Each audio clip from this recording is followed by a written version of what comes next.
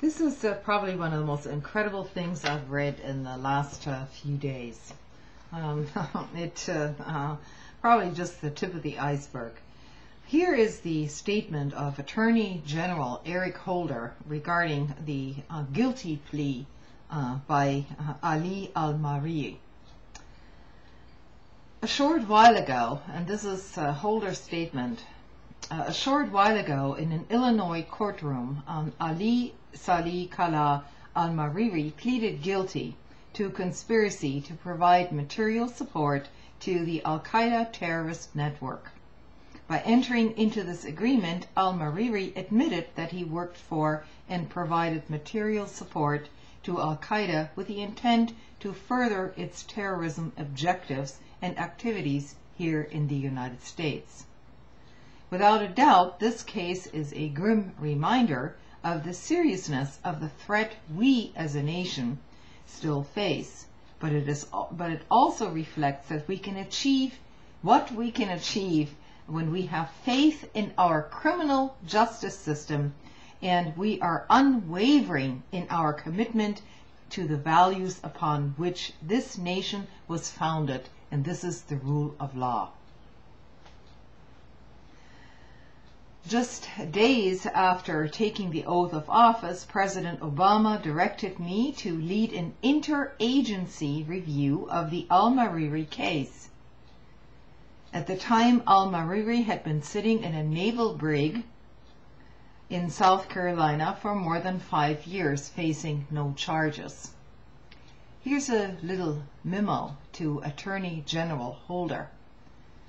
To begin with, it is against United States law to hold a person in confinement without charging them, let alone for 5 years. Disregarding the entire false definition of enemy combatants, which just recently sprung up during the Bush administration's years. He goes on to say, as a result of this review and an examination of the evidence gathered during these extensive investigations, which probably involved torture, don't you think, of al-Mariri by the FBI and Justice Department prosecutors, we decided to charge him in a federal court. Nice, isn't it?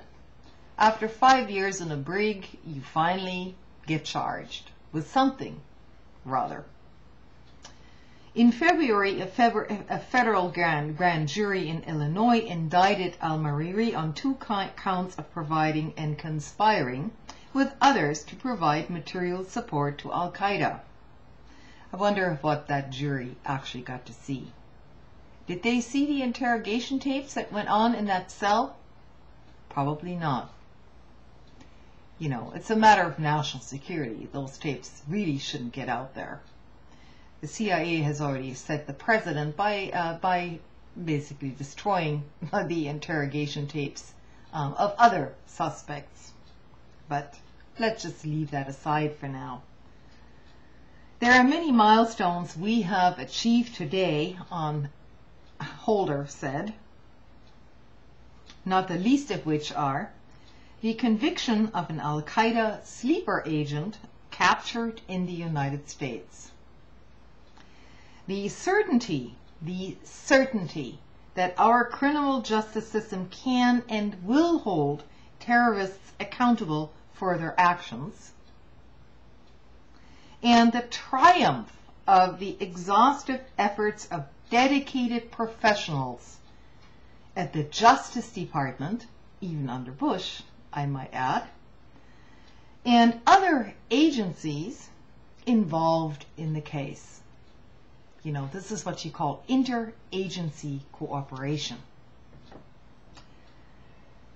The Department of Justice is resolved to protect the American people in a manner consistent with our values, which now evidently include holding a person without charge for 5 years, then sort of setting the records straight, then charging him anyway without any further ado, And you might also want to add this entire dictum of, well, we need to move forward and not look back.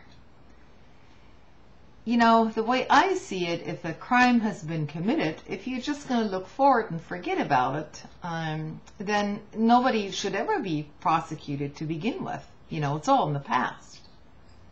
You know, let's just move on and let's make it all a better world for the future.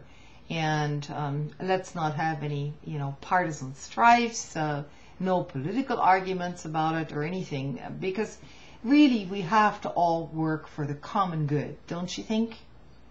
So that includes just you know, let just all crimes, including crimes by very, very high officials way up there, be bygones, and let's just forgive everyone and move on. So this is what our justice system looks like. Meanwhile, we have the highest incarceration rate of any so-called civilized nation in the Western world, which doesn't even come close to the incarceration rate of the nation of China, which has many, many more inhabitants than the United States. Probably food for thought. And I want to say on a personal note here, I completely support the appointment of an independent prosecutor by the Justice Department, and I don't believe it's going to happen, but we should push for it no matter what, and no matter how long it takes. You know, if it takes 15 years, I don't care. This cannot stand. And, you know, if outside countries are now going to prosecute our highest officials in an international court, don't you think it should be up to the American people to bring this issue to the forefront as well, if we want to maintain any credibility with anyone around the world whatsoever? Thanks for listening.